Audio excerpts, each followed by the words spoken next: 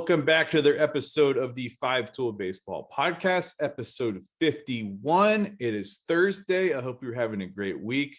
Once again, Drew Bishops joins me on here. And Drew, saw some good stuff on Tuesday. I had more confirmation that the 2023 class is immune to my curse, which we were discussing about.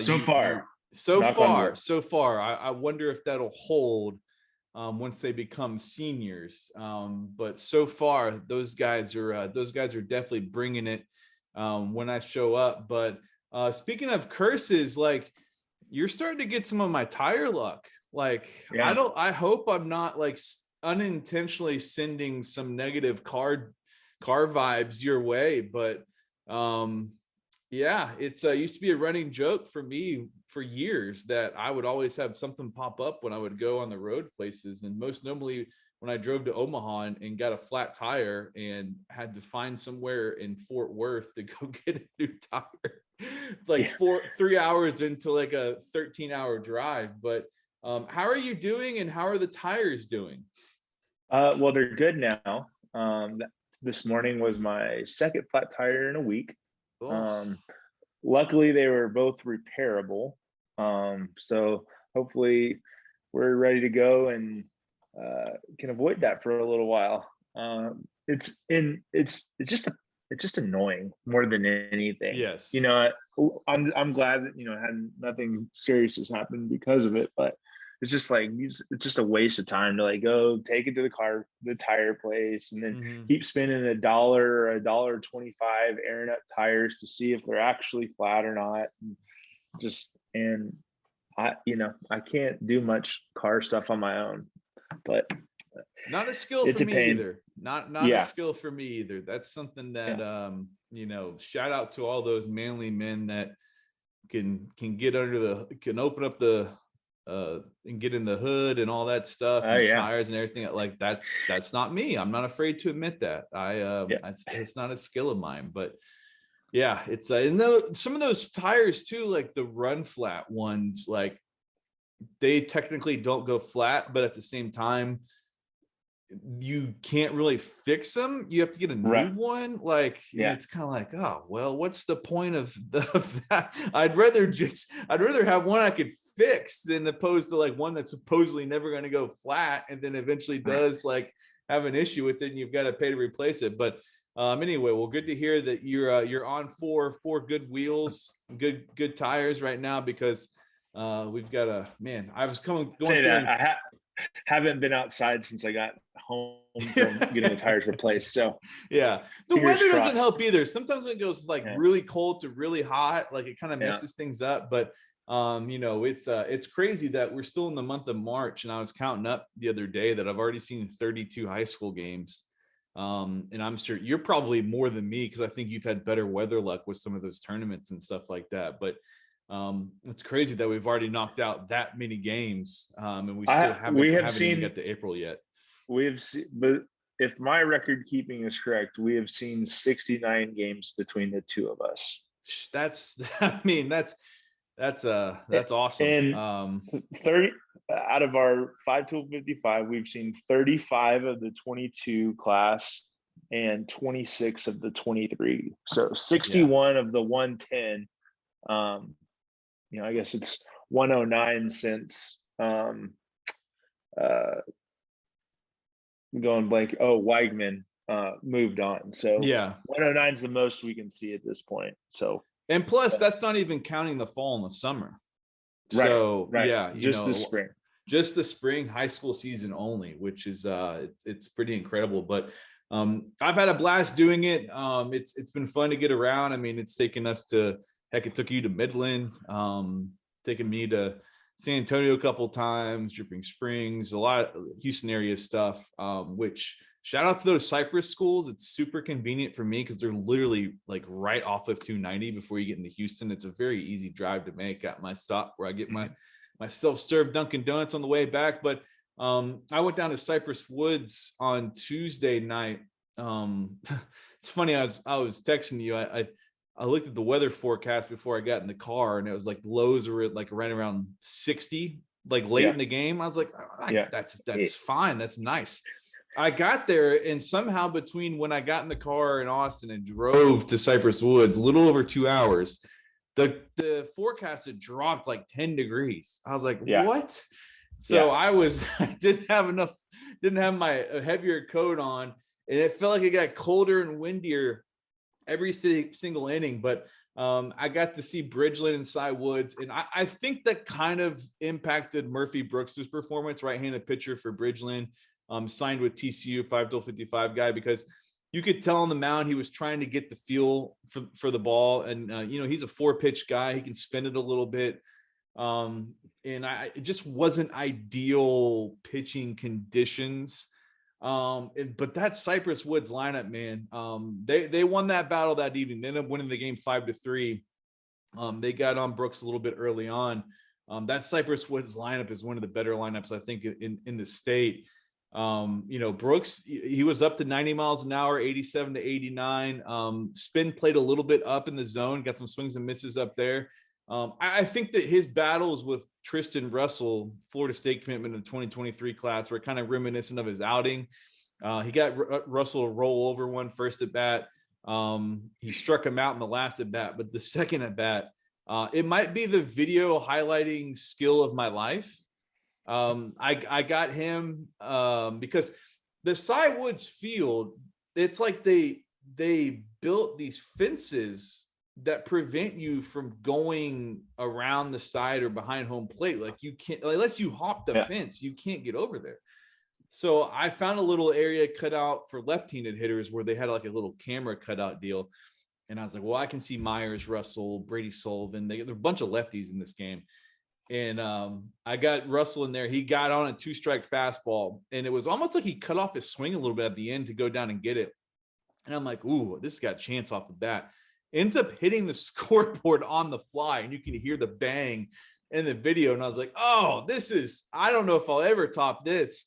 Hit a 3-run homer that really opened the game up early on and put Cy Woods up 5-0. And that was kind of the separator in the game. Russell actually made an unassisted double play with the bases loaded, 1 out in the 7th inning, with Cy Woods clinging to a 5-3 lead to end the game. And he's one of those guys that he wants the baseball. He wants the baseball hit to him. He wants to be involved in the action.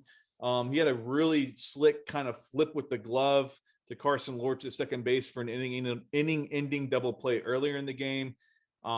Just wants to be involved in the action. He made a great read. There was a 1st and 3rd situation with 2 outs, and Bridgeland tried to get caught in a rundown to score a run. He made a perfect read. I mean, just blazed in there, caught the ball, was about to tag the guy, and just fumbled the ball out of the tag. The run eventually scored, but like you could see the way his baseball mind was working, he was way ahead of that action as it was developing. So I came away super impressed with him. He barreled a ball from the right side as well. He's a switch hitter that went to the warning track the opposite way in right field.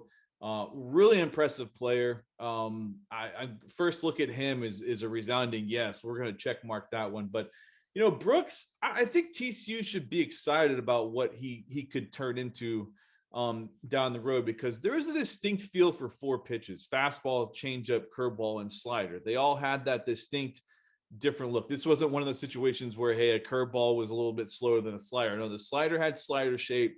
The curveball had curveball shape. There's something in there. I think that's got a chance to be a good college arm. As he gets a little bit stronger, maybe the velocity ticks up and things like that. But the ability to repeat and command and control ticks up as well. But exciting game down there. A lot of guys on that list. Probably jump into more of them here in a second. But it was a good look at Tristan Russell, and you had a good look at a 2023 guy that I know we're really high on his potential. Another TCU guy that could profile to be a really good college arm for them. Yeah, got Hallsville, just kind of like you. Hallsville is right off the highway on 20. Originally, the game was supposed to be on right off 30 in Texarkana at Texas High, but the weather on Monday night pushed that over to Hallsville. At first I was a little bit annoyed because I thought it was going to add quite a bit to my drive, but it's actually about the same, just in different directions. So dodged that bullet, but got over to Hallsville and just another kind of cold and windy game. One of those games where you don't really like to write off what you see if it's not good, but if there's something good, it sticks out a little bit more. Landon Bowden got off to a little bit of a slow start in the first, and then he finally got in a groove, and basically I think what happened is the other team started talking a little bit, and he got fired up and got into a rhythm and just started attacking. Early on, I thought he was nibbling a little bit. And it may have just been he didn't have his feel, kind of like Brooks, because of the weather. Like it just didn't seem like he just wasn't attacking the same way he was later in the game. But once he flipped that switch, like he basically became unhittable. Finished with double-digit strikeouts, complete game. Gave up the 1 run in the first. They had bases loaded and no runs, and they got a hit to score. Then he got a big double play ball to get out of it, and then after that, there was nothing. He just started attacking, started throwing the fastball a little bit more, and as a result, I think early they were kind of sitting on the breaking ball a little bit, but once he was able to start mixing them, I think he threw 2 or maybe 3 changeups. Didn't really need it, really. I mean, he was just throwing his fastball in there, moving it around, and changing speeds pretty well. But really impressed with him.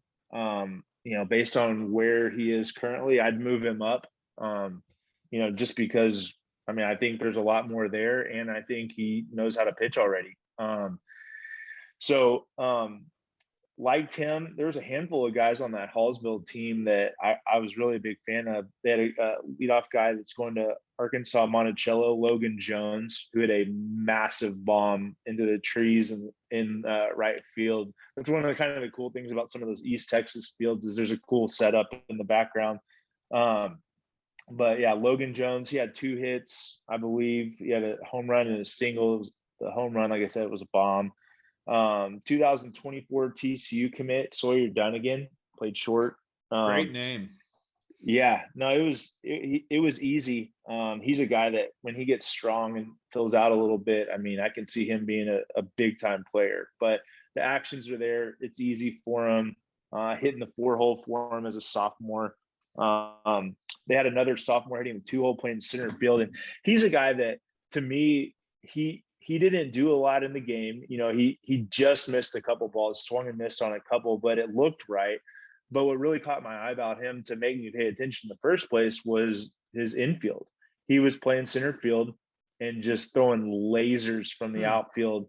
And it wasn't just like letting it loose to show off a big arm. It was like, to or through the cutoff man, getting over the mound, hopping perfectly to the catcher. So it was a really good arm, but really accurate, super athletic. I know Coach Watley thinks he's going to be a big player for them in the future.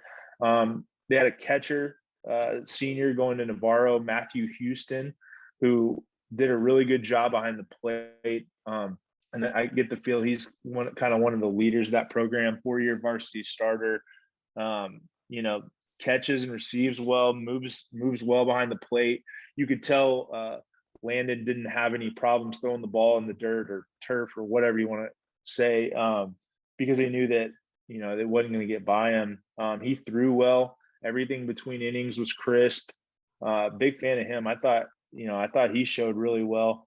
And I didn't get to see him, but Coach Wiley said their other starters a sophomore also, so they're going to have a couple of years of some really good, talented teams. And even especially this year with some of those seniors with Logan Jones and Matthew Houston, I think they'll have a chance to make some noise in the playoffs. But I was really impressed with them. Texas High has a senior center fielder going to Louisiana Tech, Luke Smith.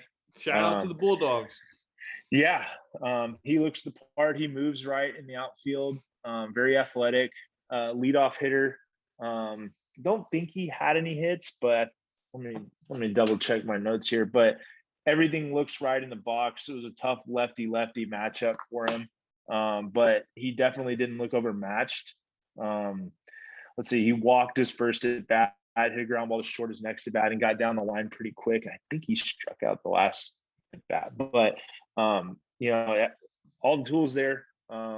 He's going to have a chance to be a good player in college, I think. But yeah, it was a good game to get out and see. The quality of play, especially when you factor in the weather, was pretty high. And it was a heated game. There's a lot of back and forth between both dugouts, and this one wasn't like a silly one. Yeah, like that's one of the things I've seen is like some of it's just like some of the bench jockeying, if you want to call it that I've seen this year's been a little over the top and just kind of unnecessary. Yeah. This, once I think we've gotten into district, it's become a lot more competitive. Mm-hmm. And I have no problem with guys talking too much on the bench as long as it's a competitive thing and not just silly and looking for attention, which is what a lot of it I felt like was earlier in the year. But you can tell, there's some history when these teams get into district and the kids know each other and have played against each other for years. And a lot of them play together, especially in these East Texas matchups. There's a lot of guys that play for Performance and play for a handful of other teams in the area, but they all know each other and you can tell it's very evident. So they're aware of some of these guys but it makes it fun because it was a highly or hotly contested game. I mean, like, you could hear both teams talking and, like I said, it wasn't over the top silly, which is a lot more enjoyable to watch from the stands.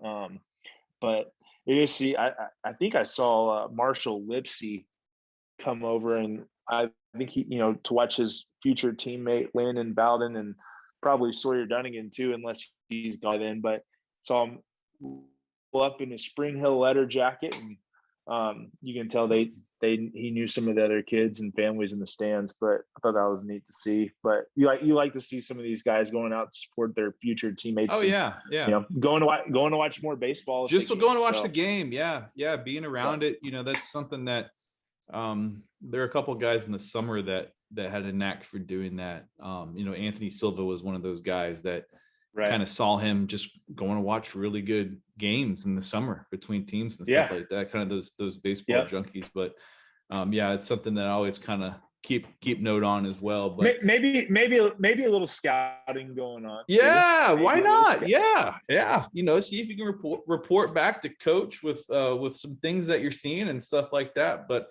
it sounds like Hallsville for especially for a 4A team is gonna have a chance with some of those guys you rattled off. But you sent me some side video of Landon, and I like the way that it looked. I mean, he's bigger than I thought he was, but he's also too, like, he's got like long legs, and you can kind of see that there's even more potential to become like a physical guy on the mound. But it's whenever I can get a side view, sometimes you're just like, whoa, that's way different than you think. Or sometimes it just kind of confirms like, okay, this is what I thought it looked like in a good way. So, and that's what it looked like with him. But really excited to see his trajectory, because I think he's just competitive guy that, as you said, like once he got chirped at a little bit, he elevated his game and stuff like that. And that's just kind of the reputation that he has. But speaking of some of those sophomores, Bridgeland's got a couple of guys to keep an eye on. Shortstop Hudson Pollard and outfielder Miles Siptak, both uncommitted guys right now. You can see that they both have a lot of potential. There's a definite ceiling to those guys in terms of what they could become. Siptak is a great looking kid. Just one of those guys that's just everything he does is kind of is athletic. And that's sort of kind of that twitchiness and that sort of thing. Pollard, pretty clean actions at shortstop. Like the swing, there's something to work with there. He had the tough luck of hitting the grounder right at Tristan Russell to end the game there. But got in the situation, put the bat on the ball hard. Just eventually, unfortunately for him, right at a guy. But Cy Woods, Sam Myers, another TCU guy that's on our 55 list. Didn't get to put the bat in motion a ton. I think got hit by a pitch and then walked in 2 other at bats, but setting in a tone for that Cy Woods team at the top of that lineup. And they had a sophomore too that I really liked, Wyatt Wimberly, left-handed hitter. Man, he hit a couple of rockets. He actually hit a hard liner right back, and it caught Murphy Brooks in the leg. Looked like that was going to be one of those bruises that lingers for a week. The next at bat, hit another line drive rocket off Brooks right up the middle for a single, and had some bat speed, had some impact off the bat. I know coach there at Cy Woods, talking to him before the game. That's a guy that he mentioned to me, hey, keep an eye on this guy. And he looks like he can really swing it. As if that lineup needed another guy that can swing the bat, because I mean, they have Brady Sullivan in there as well, who got down the line quicker than I anticipated. He scooted down the line from the left-hand side. I mean, Colvin Davis hits ninth for them. A guy that caught my eye some in the summer playing with the HP team. Athletic guy, looks like the swing's a little bit better. But he's hitting ninth in that lineup. Just kind of speaks to how good that lineup is. And junior third baseman Ethan Ferris for Cy Woods, physical, tall. I think he's a bat first player. He played third base for Cy Woods, but the bat is going to be the thing that I think attracts D1 programs to keep an eye on him. But one of those guys that, like, you sometimes see those underclassmen, you're like, okay, he's big, he's physical, how does he move? And there's not a lot of stiffness to what he does, especially with the swing. He struck out his first at bat against Murphy Brooks, but it was a really long, competitive at bat. He saw every pitch. He fouled a couple off, took some good swings, and just, ended up Brooks, a really good pitcher, got the better of him. But I think that's a guy that some programs are going to keep an eye on as well. And, speaking of guys who didn't get to put the bat in motion a ton, Mississippi State signee Ryan Williams got hit by a pitch and walked 2 other times. He actually walked in the 7th inning to load the bases and keep that thing going for his team. But Cy Woods didn't really test him in the run game. And I saw why when he tried to backpick a guy at second, because there's definitely some catch and throw skill there, strong arm. He's pretty thin right now. And so I think that there's a chance to add on some muscle and some weight for him, especially once he gets into a college strength and conditioning program. But you could see why Mississippi State believes in that glove and what he could do behind the plate defensively. We talk about all the time, prep catchers are tough, man. It's tough. I mean, catchers in general, even college catchers, these pro scouts sometimes just don't know. And that's why, if those guys often get snatched up by the top D1 programs, or they get drafted very early on out of college, like a Shane Langeliers or something like that. Nobody doubted that he could catch at a really high level. But I feel pretty good that he's going to be a solid catcher defensively at Mississippi State. And if the bat comes on a little bit, that'll help raise that profile anymore. But, both these teams got a chance to make some noise in the playoffs. It's tough for them that they're both in the same district. As you said, you get into these district matchups and it's really competitive. There's more energy. There's kind of a little bit more anxiety in terms of what's happening and making the big play and stuff like that. But my main takeaway coming away from that is that I like some Tristan Russell. Just kind of carries himself with that way that, like, he's got a gamer vibe to him. He wants to be a part of the action. He wants to be a part of the big moment, make things happen for his team. Yeah, no doubt. So I'm excited. I was surprised to see the Prestonwood JP2 result the other night. I think. How about that? 19-2. So I think I'm going to go out. Yeah, we had a couple people over at that game and got some good video. I'm going to go see the rematch of that one tomorrow night. Excited to see a bunch of those guys. I haven't seen Trenton Shaw pitch live. Terrace Murray's been on a tear. He's been hot. AJ DePaulo, Vanderbilt commit 2024 from Prestonwood. We've talked about JP2. I mean, they're loaded also. So should be another heated battle. See if JP2 can get back on the board on this one and turn it around. I think Minjae So is supposed to throw that game. So excited to see him live. I've seen enough video that, I think we've talked about him before. Just wow. Yeah. Like the ball jumps out of his hand, and there's a reason that Vanderbilt was interested early. But see if he can right the ship and even that series up and see how that goes. But yeah, a lot of talent there. And, like you said, you saw some really good private school talent down in Houston last week. And so this will be my chance to get to see that. And, talk a little bit about what you're going to be doing this weekend. Yeah, it's kind of my Super Bowl weekend. So if you follow me on Twitter, you've probably deduced this from my tweets, but I am a fantasy baseball like junkie. Like that's my jam. For some people it's football. I play fantasy football, but I am so in on fantasy baseball. And I love watching baseball, but professional baseball too. Like I mean, when we got a Peloton, like I would time it to where I could watch the MLB TV 4 screens and then put 4 screens on my little monitor over here while I ride my Peloton. It makes the classes go by super fast. So, but yeah, I'm going to Las Vegas on Friday for the NFBC, which stands for National Fantasy Baseball Championship, the live Las Vegas drafts for the main event. So they have kind of different style leagues and tiers and things like that, but the main event is what it is. It is the main event. It's 15 team roto style scoring with free agent ads and all that sort of thing, but every draft in Vegas is in person. So I've never done a live draft. Like I've played a bunch of these leagues and stuff like that, but I finally won enough last year to pay for my entry into this year's main event. And it ends up being about 650 teams that participate. And they, each league has a prize, but there's an overall component. So if you finish first out of all those teams that participate in the main event, you win $175,000. So, there's some money at stake, but there's also a ton of sharks that are better than me. But yeah, I've been prepping for this for a while. I've been looking forward to it, to go out to Vegas for the first time in a long time.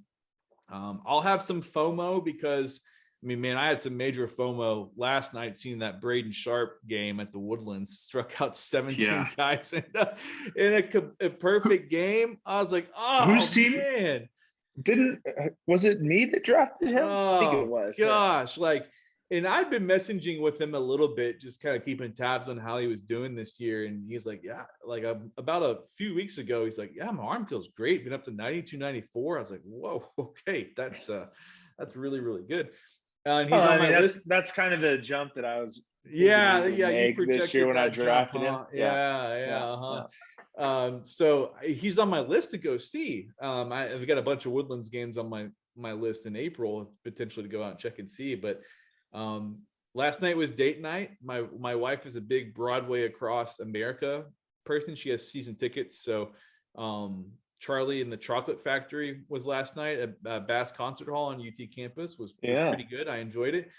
So I come out of there and I can see you singing along to those songs. Yeah.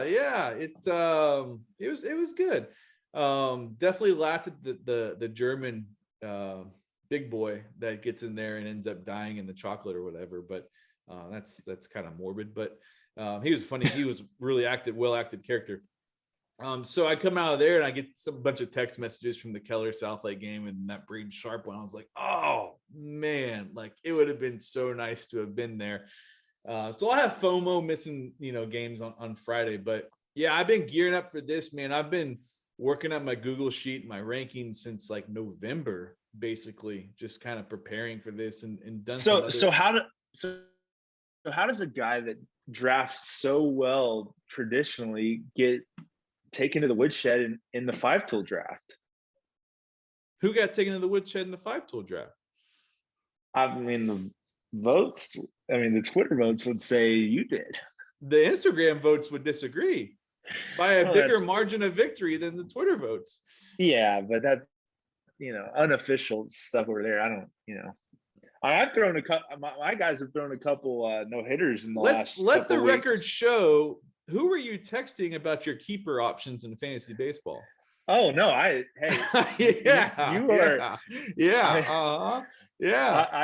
careful, because a couple of people in that league listen to this podcast. But no, I mean, you're definitely you're the guru when it comes to the real fantasy baseball. But when it came to the 5-tool draft, I mean, I think there was also some extracurricular vote seeking going on behind the scenes too, and things like that. And I've talked to a couple little birdies in the scouting community that said you were burning up their ears about some of these drafts and stuff like that. So, but speaking of the draft, like, is that not allowed? Is that not, no, it's allowed. No, it's preparing. It's Yeah. Allowed. Okay. Speaking of draft, like, that's why, fantasy baseball is such a different beast from fantasy football. Is, fantasy football, you're drafting value, you're drafting value, you're drafting points and that sort of thing. And you're just try to capitalize on that value. And yeah, there's some roster structure element to that. Like, are you going to go 0 RB? When are you going to take your running backs and that sort of thing? With fantasy baseball, from a roto standpoint, like, roster construction matters more than just accumulating a bunch of value does, because you got to get your, in this era of professional baseball, guys don't run much anymore. There's not a bunch of stolen bases. Right. So where do you get your steals?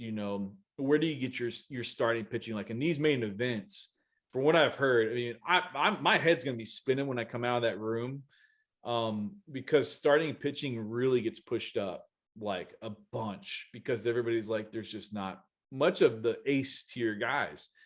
But where you get your speed, where you get your arms, and like, you've got to balance, like, okay, do I have enough batting average? Do I not have enough power? Where's my speed? What's my starting pitching look like? Do I have ERA guys and strikeout guys and whip guys? And, oh, by the way, there's so many closer by committees now across baseball. How are you going to get your saves and stuff like that? That's the one I don't like. So what? It's been a while since I've done roto. That used to be the only thing I played. Now I only do head to head. But so what is your, not to give away your strategy if someone's listening, but do you are you more for being average across the board in a lot of categories, or would you rather like dominate one or two and then be lower on some, like it's a good question. Or whatever? And like, I'm okay giving away some of the strategy, because the funny thing about this league I'm in is the guys that host the Sleeper in the Bus podcast from Fangraphs are both in the league, and I listen to that podcast. Like, and Jeff Zimmerman from Fangraphs and another podcast, I listen to them. It's like, and there's a guy from Yahoo that does a podcast. Like, I feel like I've taken, and Scott Ginstad from RotoWire, like, they're all in this league and they all have podcasts that I listen to. So I kind of feel like I'm kind of at a little bit of an advantage, because I know who they like, who they fade, who they don't. But since there's an overall component to this, and you want to try to compete in the overall, I try to be as balanced as possible. And for me, I've got to come out of the early rounds with enough speed to where I'm not chasing that later in the drafts, because I think where you can really hurt yourself is, let's take Miles Straw, for example, got traded from the Astros to the Guardians last year. He's probably going to hit near the top of the lineup for the Guardians, play every day. Doesn't hit for power, but you might get 40 steals. Probably won't get any RBI. Like, if you're chasing those guys late, let's say he flops or he gets hurt or whatever, all of a sudden you've lost a bunch of your steals. But that finding that replacement value just isn't there, as opposed to a balanced kind of guy that can get you a little speed, a little power, a little homers. Okay, you can kind of make up for some of that. So I really try to come out of the first rounds feeling good about my speed and batting average. Like, finding guys later in the draft that can hit for an average that won't hurt you or will help you, and that do anything else. There's not many of those guys. Like, Michael Brantley's nice, but Michael Brantley might not hit 10 homers, and he's probably not driving in 80 runs, that sort of thing. Yeah, he'll really help your batting average. So I try to stay very balanced across the board and just try to get guys that contribute to all those categories. So that way, in the later of the draft, if a guy falls that you really like, you can jump on him and say, okay, I've boosted myself here or whatever. And as opposed to having to get back later in the draft, like, oh, I've got to draft speed, or I've got to draft batting average, or this and that or whatever. So balanced across the board. I picked 7th in this draft, and I'm going to out of how many? 15. So starting pitching is going to get pushed up a lot. So Garrett Cole's probably going to go second. I think Jacob deGrom, because of that, he came out in the spring throwing 98 with a 92-mile-an-hour slider. I think that he's going to go ahead of me. And I think there's a chance that Corbin Burns might go ahead of me too.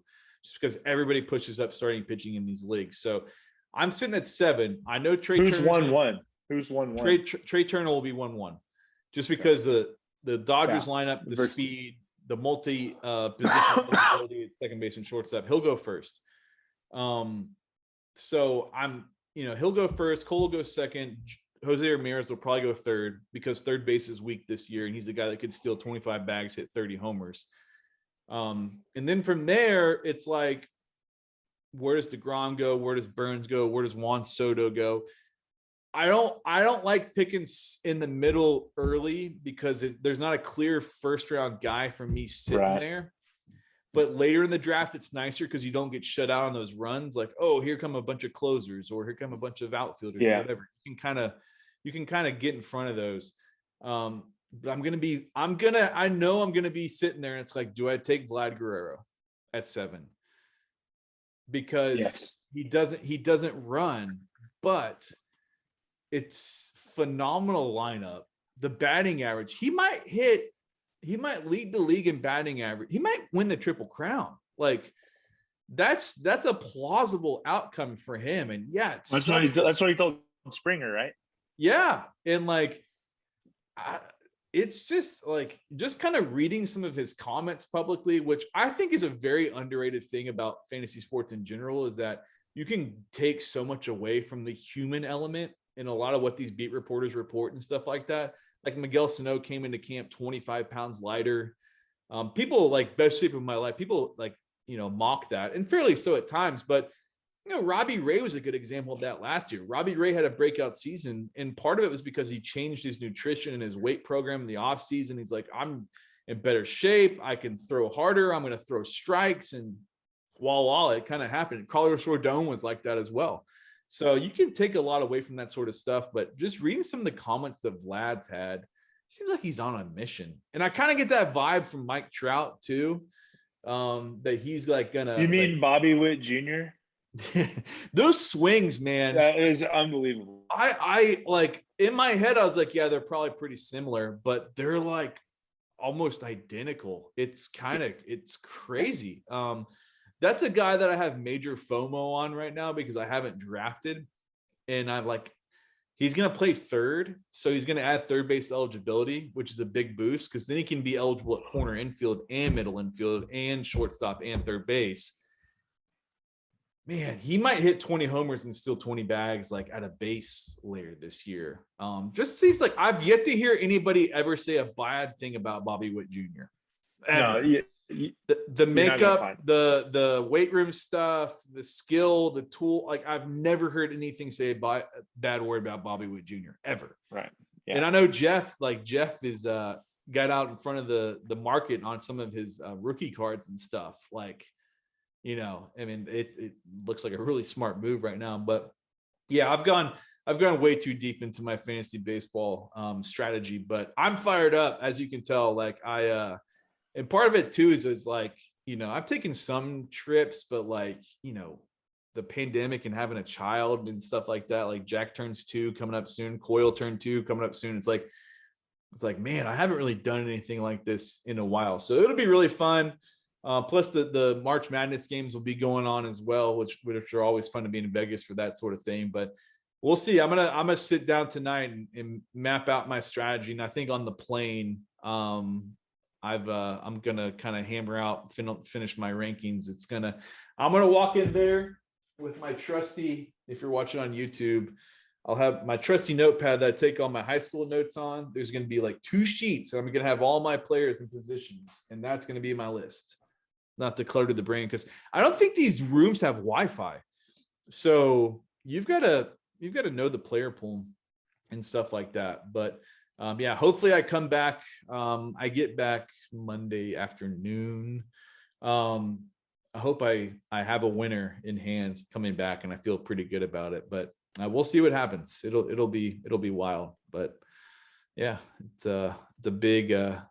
They'll probably turn into an annual event for me. Kind of the nerd gathering of fantasy baseball people that go out there and do drafts and stuff like that. But it'll be exciting, and I'll have some FOMO because there'll probably be somebody like Braden Sharp throws a perfect game and strikes out 15 guys or whatever. But I've told myself we can't be everywhere. It's just it's tough. But dude, it's hard. Like, you have to really make an effort to be able to stay on top of it. There's a couple good we created that Twitter list. I mean, it's like a lot of work to just follow all the way through that. Yeah. Like on it's Tuesday a lot of work to Friday. keep up with pitching matchups and schedules just on their own. Like, right. I'm hoping now that we're in district play, that sort of thing kind of dies down. But I get it now. Like, one of my good friends that's in the scouting world, like, he would always kind of talk about, you get back to your hotel and you figure out the schedule. Like, I get it now. Cause like I got back last Thursday from the Tompkins game, which was a pivot from the Cinco Ranch Katy game that got canceled after the Tombo Memorial game in Tombo early in the day. And I'm like, where do I go tomorrow? Like, I had this plan and my plan fell apart. Like, where do I go? Like, I'm like messaging guys to see if they're pitching and this and that. And so I'm hoping with district schedule now, but even district schedule, like I was supposed to see Jacob Scholes and they pushed him up to earlier in the week. It's like, oh, all right, I got to pivot from that. And, we were talking about Chase Shores. Well, now Chase Shores is going to throw at San Angelo Central because after the bye week, he flips in the rotation, which is smart because you want to get Chase Shores as many district starts as you can. It's like, okay, now, now I could potentially put that back on the books. But yeah, it's no joke, man. There's an art form to like the schedule and everything, but you and I are both wired the same way. Like, we want to see as much as we can, as often as we can, while also not killing ourselves as well. But you just got to accept that sometimes you're going to miss it. Like the Justin Lampkin game. Like, I stayed to watch Smithson Valley and Sinton and Dripping Springs, and he threw I think a no-hitter or a perfect game with like 21 strikeouts or something absurd. It's like, well, I could have been at that, but you just can't be everywhere. So yeah, that Twitter list has really helped. I have a similar one for Major League Baseball and stuff, but it's amazing how much that stuff, like if you get organized in that way, how much it helps you keep up with the news and stuff like that. But speaking of, I wanted to wrap up with one thing before we jump off here. You had a really good tweet recently, quote tweeting somebody about, for players and stuff when they're creating this social media presence. Because, you and I were talking before we started recording. I've been to, I think, 32 high school games. I've seen a college coach I've seen two college coaches. I saw one coach from Blinn in Brenham, which is right down the road. And I saw a guy, Josh Blakely from Texas State, at a couple of games. And that's it. That's all I've seen. So it kind of goes back to my point I try to make with these parents and stuff like that, and these players, is like, these college coaches, when they're in season, they don't have a lot of time to go travel around to high school games, especially if you're playing on a Tuesday, because they're usually playing on a Tuesday. If you're playing on a Friday, well, they're playing Friday, Saturday, Sunday, typically. Like, they don't have time to go out and see you that much. So a lot of this exposure process is up to you during the high school season. But you had a really good quote tweet about, like, hey, kids, like, when you're setting up a Twitter account, you got to have all these things. And, sometimes I even find myself going back through my notes when I'm writing my column, like looking for kids on Twitter. And it's like, so like Joe 6891235 QW. It's like, you're not helping yourself, man. Like, you're making it difficult to find you. Make it as easy for coaches to find you as possible, and include every single little thing you need to have on there. High school, like, website or coach contact, all that stuff. I got it pulled up. So number one, use your real name. Don't use a nickname. Put a profile picture of you playing or in your uniform, because if there's 17 George Joneses and we're searching for it, and there's one that looks like he's playing baseball, that's the first one you're going to look for. Yeah. Have a link to any video or any footage that you have of yourself playing. And there's really no excuse for not having something. Like, I know some schools do a lot better job of it than others, and you have better access to it. but there's nothing stopping you from filming swings on your iPhone. Yes. It may not be game footage, but it's better than nothing. And it helps people that are sifting through it gain interest if it's something worth seeing. Or at least it can tell a guy whether you're worth following up on or not. Follow coaches and teams that you are interested in. A lot of times if a coach sees it pop up that somebody started following them, they may look at it and look at the profile to see who it is. And if it doesn't have all the right information, or at least some of it, then that could be a missed opportunity. And then even if they don't end up following you, a lot of times if enough people are following you or you're following enough of them, it may still pop up in their timeline. Yeah. Have your location in high school, your class, your position, what team you play for in the summer, and if you can, like, tag them too, put their tag in your profile. Anything that can make it easier for coaches, because more often than not, a lot of these guys are sifting through a lot of these people, and if it's easy for them, that helps. It's something simple, but it can go a long way. And it's something that you can control, and if you don't do it, then that can be another sign. But it's something simple that allows you to, like you said, take control of your own opportunities. There's a lot of things along those lines that you can do, but I would really encourage that. It's kind of a double-edged sword, because at some points I'm like, I used to not like all these guys that tweeted all the time, and be like, on that note, be careful what you're tweeting, liking, retweeting, because people aren't going to separate whether, somebody else said it, he just retweeted it. They're going to view you as believing that or saying it yourself. So I know specifically of college programs that because of what a kid liked on Twitter, they cut them from the list. Like that sort of stuff is real. Oh no, I mean, believe me, when I was in Texas, we eliminated a lot of kids that were in contention for offers because of what we saw on their social media, and had to get rid of some kids that had committed because of stuff that popped up on their timeline. And it's a real thing. People look at it. You have to understand that you're not just your last tweet isn't the only thing that people see. Yes. And we've seen, how many celebrities or athletes have we seen that people go back 7-8 years and find something they tweeted when they were 12, and it becomes a story. I think we always push that the easiest way to approach it is, if there's anyone you can think that your words or tweets or likes or retweets might offend, just don't do it. Like, it's not worth it in the long run, and most of the time. But just understand that you're not, it's not just coming from you, it's a representation of your team and your family and a whole lot of other people. So it's a great tool, but it can also hurt you if you don't use it correctly. Absolutely. And it's dangerous. Like, it's something I'm glad that didn't exist when we were in high school and stuff, but it's going to end up ruining a lot of people's lives in the future if they don't really take the time to monitor it and be thoughtful with it. Because it's sad when you see, like, some of these kids that get basically blackballed or canceled because of something they tweeted when they were 12. I mean, shoot, I probably would have been liking and retweeting different stuff when I was 21. And I'm 36 now, but it's just something that it's easily avoidable, and it can be used as a major positive, and so use it that way. And just paint yourself in a better light. So anyways, and always too, and I don't, you might have mentioned this, but keep your direct messages open.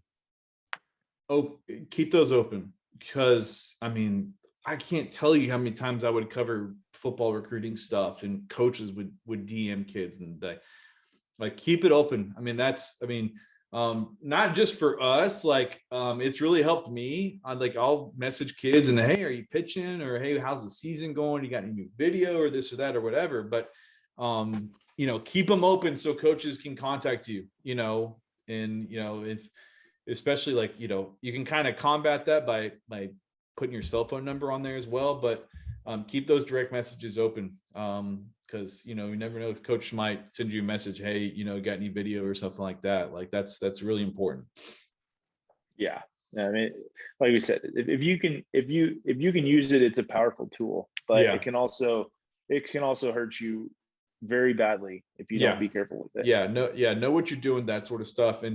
And not to go too far down this tangent, but I mean, it's not just social media. Like can be like, what if you're like a group text with a bunch of players, like what you text guys and stuff like that. Like it's, you don't get one of those reputations of having that sort of thing lingering and attached to you and that sort of stuff. So, but yeah, I saw that come across when you quote tweeted it, and I was like, man, that was a great example of like the social, like the Twitter account 101 of like the things you should have on there, because these coaches, man, I guarantee you, like, because they can't get out to a lot of these high school games, they're looking through their Twitter timeline to see what's going on. They're seeing videos and performances and what kids are saying and all that sort of stuff. Like they're constantly gathering information to help better make their decisions and who they want to go see when they do have the time to go out there and check guys out. But it's just another part of the process that can really help you, or in some cases it could hurt you as well. But well, I think that's a good spot to wrap up on. Thanks for tuning in to episode 51 of the 5 Tool Podcast. We're on Podbean, we're on Apple Podcasts. We upload these videos to our YouTube page where we're posting these and player highlights from all the amazing film that we go out and get. I mean, our social media guys and our video guys do such an amazing job of going out and covering a lot of these games and the 5 Tool S2 Cognition games of the week and stuff like that. I'm excited to see if Tristan Russell has an encore this Friday in front of one of our video guys down there for that Bridgeland Cy Woods matchup, which is the game of the week down there in the Houston area with S2 and 5 Tool. Is the JP one and Prestonwood, is that the S2 game of the week for Dallas? I think it probly is. Yeah. No. South Lake Keller. South Lake Keller. Oh, okay. So that'll be Griffin Herring, I think, against Zach Erdman, I think. So I would imagine. I don't know for sure who's going for Keller, but yeah, I would think it's probably Erdman since he didn't throw earlier in the week. But last time I saw him, I saw snowflakes as well, which was a crazy day at Round Rock. But get to make sure you're following all our Twitter accounts, social media, Facebook. But yeah, hit the subscribe button on Apple Podcasts. And if you're enjoying this, please rate and review. We appreciate it. We like reading them. But also it helps us kind of get into the feeds of people that are kind of looking for this sort of contact and increasing our exposure and stuff like that. But when I talk to y'all next time, I hope to have drafted a winner. We'll see. Really debating on that 7 spot really hard. We'll see what happens there, but I will have a where's 5 Tool Foodies going to eat in Vegas? I see. I've not researched that enough. It's don't let that chance slip away, because there's so much. Yeah, there's Sunday's probably gonna have to be a food day. But I feel like Vegas changes so much every time I go, like from the food scene. So I'll have to find some winners for sure. You don't want to get caught at 11 p.m. at the McDonald's. Right. Everybody knows the McDonald's I'm talking about. If you've been to Vegas, you don't want to get into a place where, man, I'm starving and like you can't, like everything is either full or whatever, and you're stuck at McDonald's on the strip, getting a late dinner or whatever it is. But yeah, I've got to do some research on that. I've been so like meticulous about my rankings and strategy that I've unfortunately punted the food, but I'll have to get around. I'll have a full report from the food scene as well. So I know that I know you're a big Vegas foodie. What's the place we went to on your bachelor party? For like the steak place? Yeah, the steak place. STK. STK. Yeah, that was where in what I'm trying to. That was at Caesars. It's in the Cosmopolitan. Cosmo. Okay, Cosmo. Yeah, and then we went to a show at Caesars, I think. Yeah, right outside of it. Yeah. Okay. It's kind of coming back to me. Vegas bachelor trips are a little hazy, with good reason. But anyway, until we talk to y'all next time, we hope you have a good weekend. I'll have a Vegas recap. Drew will have a hopefully. Yeah. Let's hope. If you don't hear from me earlier in the week, something happened.